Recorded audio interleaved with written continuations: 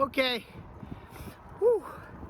So yeah, on power 2, gear 3, going up that hill, and I'm still winded. So I put the seat up a little higher and let my legs work a little bit better. So much better. So let's do this.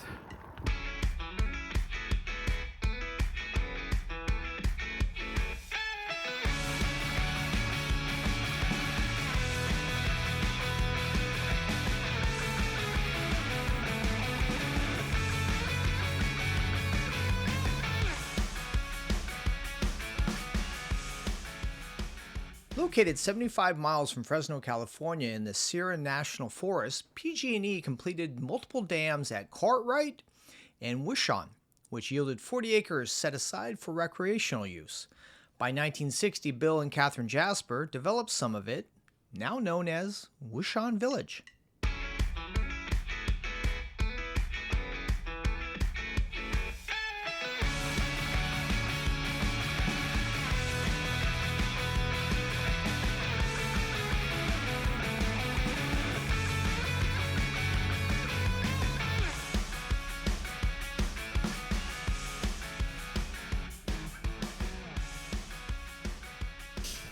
So what did you think of Wishon Village?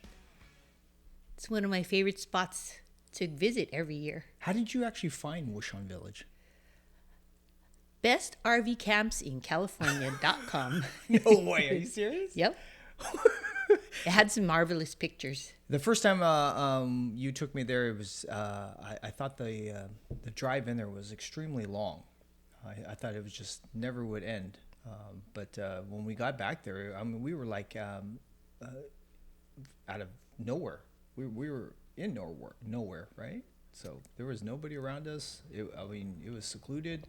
It's beautiful, I thought. I think we didn't think we knew where we were going. We're like, oh my gosh, where are we going?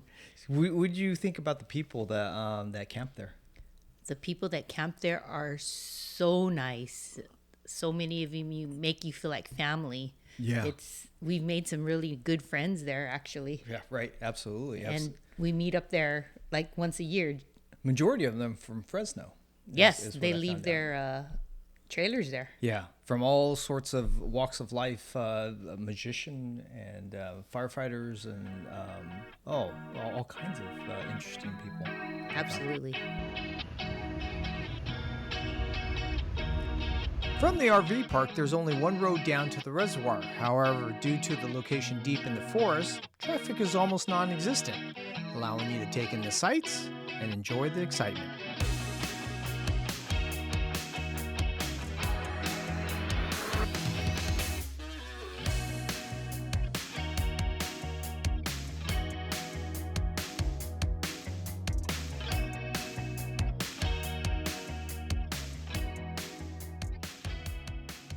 So supplies, where would be the closest place to get supplies when you're in Wishon Village?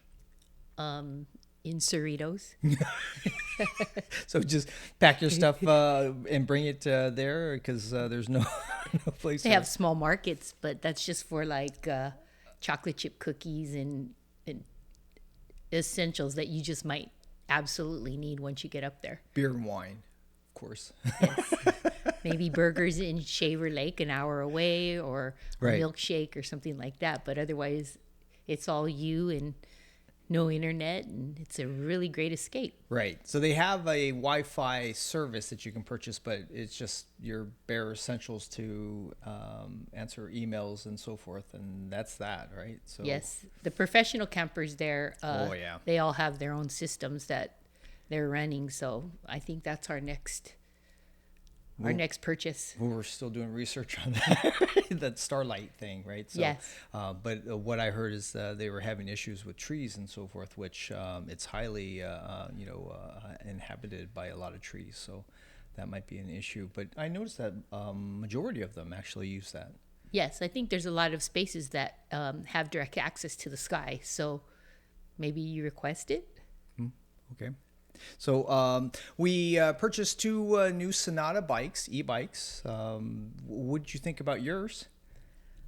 I really enjoyed it. If I didn't have that bike up there, we wouldn't have been riding as much. It was amazing. It was fun. It was just a great way to get around. Once at the reservoir, you cross the dam which separates water and air, soon coming to the gateway of endless forest trails, hill climbs, and descents.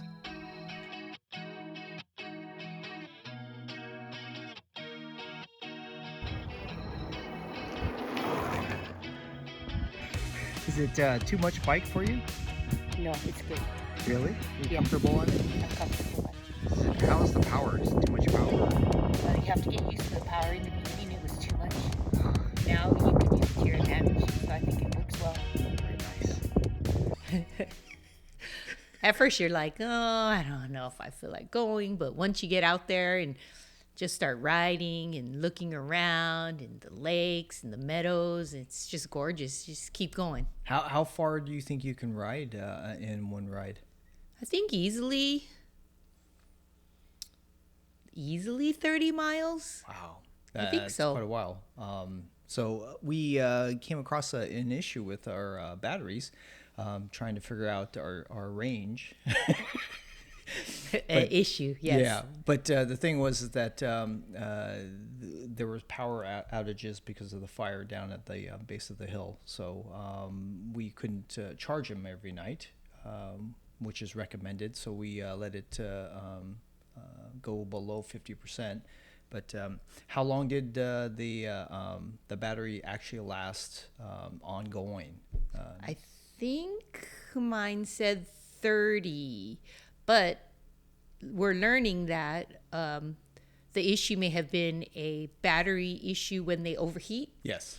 And you don't realize, I didn't realize as we were climbing. I mean, I think I looked at my watch and it said we gained 1,000-foot elevation. Yes. And coming back, you realize how much uphill we were doing, because riding back with no power, we were flying down the mountain. I mean, we were just going downhill. It seemed like forever. Right. And but that no power kind of scares you, because you know at one point in that ride there was going to be a major uphill that we were going to have to get up. And I think you were freaking out a little bit more when the power went out. I was trying to figure out if I could ride the bike on its own, without any of the motors and so forth. And I noticed that only gear 1 and 2, I could be able to do that, right? So, and top of that, when you're going uphill, 1 and 2 doesn't work out very well, right? So I was definitely struggling there, and you just killed it. You left me. I was he's all calm right now, but that wasn't the case when we were back on that fire road. Yeah, so he was like, I don't have any more power. And I was like, huh? Yeah, my bike just all of a sudden it felt like a malfunction, and then all of a sudden it was just left up to me to pedal. And when you're going uphill in the soft dirt and so forth, it was quite a struggle for me. So that's why I started going. All right, so we're stuck. I don't know where we're stuck at in the fire roads back there, but I know that my bike's no longer functioning, and you're kind of taking off, and I'm like, oh man, this is not going to be good. He's like, just ride as fast as you can, and go get the car. See, I was hoping that you can ride back to the campsite, the RV site, get the truck, drive it back out to me, and we'll see what happens. But then my power went out. Yeah. So we were both in the same boat. So we managed to get out of there. There were some flat parts to the trail, and which wasn't too bad. I just noticed that it was like a regular bike at that time, and now I truly understand what it feels like to be doing it on a regular mountain bike, and that would be extremely difficult to do. Oh, right, yes. where we were, and we finally made it back to the road. And like I said, it was like 18, close to 18% grade downhill. So we were hauling downhill. So that worked out even better. Well, since I was ahead of him, I hit the incline before him, and I thought, oh my gosh, I'm not going to make it up this thing. How am I going to make it up this thing? And then he comes flying by me. Turn on your power. And I'm like, what?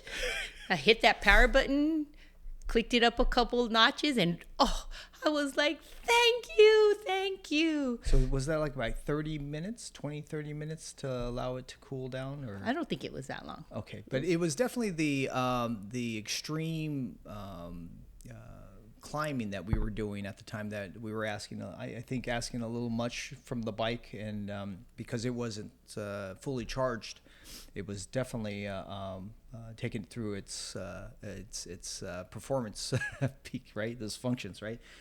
So now we know exactly what it can and cannot do. I would say that we would do no more than 50 miles, and then you got to recharge, right?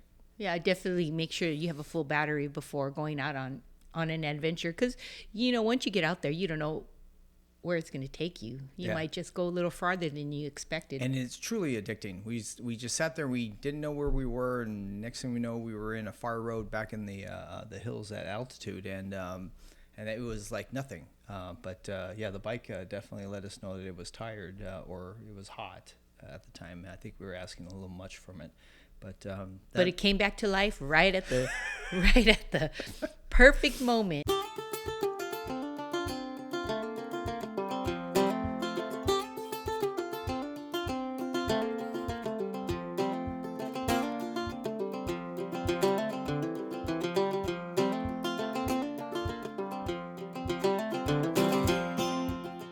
It could be as hard as you want to pedal, or it could be as easy.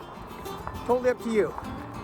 With the flip of a switch, you're all set, ready to go. Fantastic. What other activities do they have at Wishon Village? They have you can rent boats and go out on the lake. Pontoons? I think fishing is number one. People up there fish like crazy. This season they were catching tons of fish. They have creeks. They have the lake where you can go out in the middle of the lake. A lot of people just fish offshore. And they weren't small fish either. So they were like 12, 13 inches is what that gentleman was telling me that he caught. And that's pretty impressive. So Gail and I decided to first test the bikes, sand, granite, and dirt, before exploring the fire roads at the top of the mountain.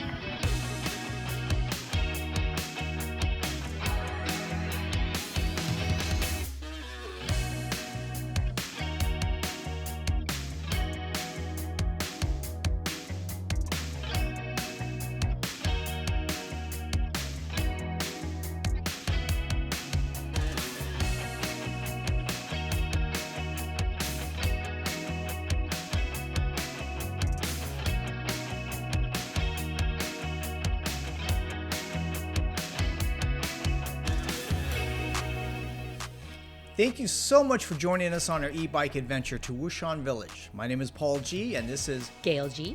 Always be safe and take it outside. Great idea.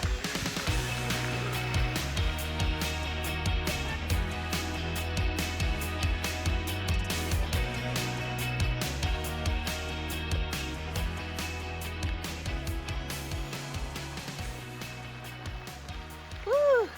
Arms are tired. Like, share, subscribe.